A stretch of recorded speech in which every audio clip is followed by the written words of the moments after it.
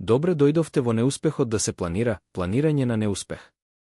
Оваа активност е креативен и интерактивен начин да им помогне на учесниците да ги организираат своите секојдневни обврски и подобро да управуваат со времето, поттикнувајќи тимска работа и саморефлексија. Да почнеме. Распоредете ги столчињата по случаен избор низ просторијата за учесниците да си изберат места. Подгответе маси за групна работа, секоја опремена со хартија, маркери и лента. Поделете ја групата на помали тимови по случаен избор. Замолете ги да нацртаат голема фигура на флипчартот, која ќе го представува нивниот замислен лик. Секој тим треба да одлучи за ликот, име, возраст, пол, интереси, хоби, домашни и училишни обврски, пријатели и заеднички активности.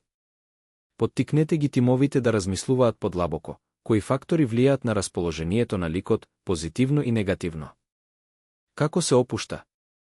Како изгледа неговата секојдневна рутина? Охрабрете ги да црпат од сопствените искуства за да го обликуваат животот на ликот. Откако ќе ги создадат ликовите, секој тим треба да ги планира нивните дневни рутини. Побарајте од нив да го дефинираат типичниот ден на ликот, вклучувајќи обврски, слободно време и релаксација.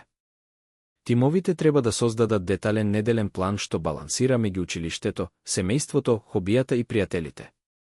Секој тим го представува својот лик пред остатокот од групата, објаснувајќи ги неговите дневни и неделни рутини.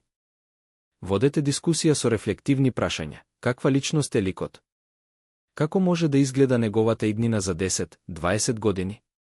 Кои промени би можеле да го направат неговиот живот помирен, посреќен или помотивиран?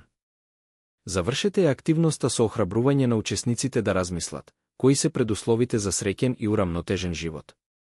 Како лекциите од оваа активност можат да се применат во нивните сопствени животи? Неуспехот да се планира, планирање на неуспех да е одличен начин да започнете да го планирате животот што сакате да го живеете.